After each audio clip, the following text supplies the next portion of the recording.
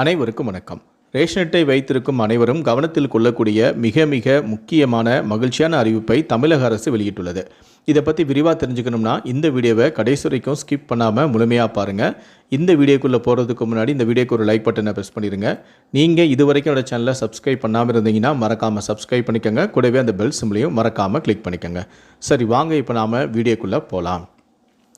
முதலமைச்சர் விஜய் தலைமையிலான தாவேகா அரசு ஆட்சி பொறுப்பேற்று 50 நாட்களை நெருங்கி வரும் நிலையில் தேர்தல் அறிக்கையில் அறிவிக்கப்பட்ட முக்கிய வாக்குறுதிகளை செயல்படுத்தும் பணிகள் தொடர்ந்து நடைபெற்று வருகின்றன. ஏற்கனவே 3 முக்கிய திட்டங்களான அறிவிப்புகள் வெளியாகியுள்ளதால் மகளிர் உரிமை தொகை திட்டம் எப்போது நடைமுறைக்கு வரும் என்ற எதிர்பார்ப்பு மேலும் அதிகரித்துள்ளது. தாவேகா அரசு கடந்த மே மாதம் 10ஆம் தேதி பதவியேற்ற உடனேயே பல முக்கிய கோப்புகளில் கையெழுத்திட்டது.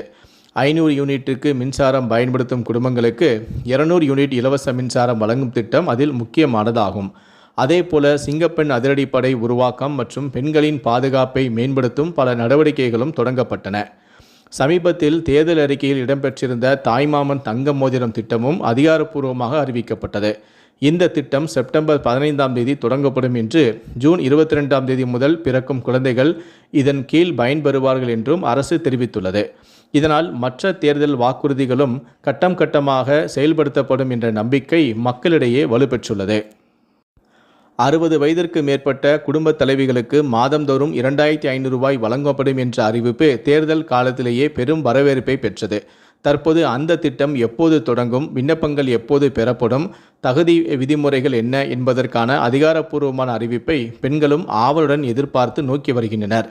மதுரை மாவட்டம் மேலூரில் முதலமைச்சரான ஜோசப் விஜயின் 52வது பிறந்தநாளை முன்னிட்டு இரட்டை மாட்டு வண்டி பந்தய நிகழ்ச்சி நடைபெற்றது.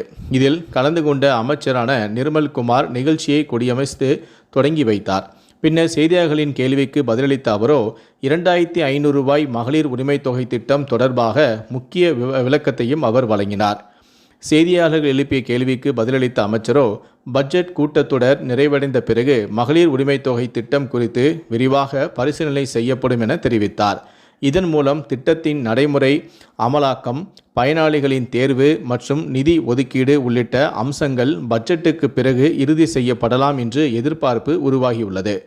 பட்ஜெட் கூட்டத்தொடருக்கு பிறகு இந்த திட்டம் குறித்து முக்கிய முடிவுகள் வெளியாகும் என அமைச்சர் தெரிவித்திருப்பது மகளிருக்கிடையே புதிய எதிர்பார்ப்பையும் ஏற்படுத்தியுள்ளது.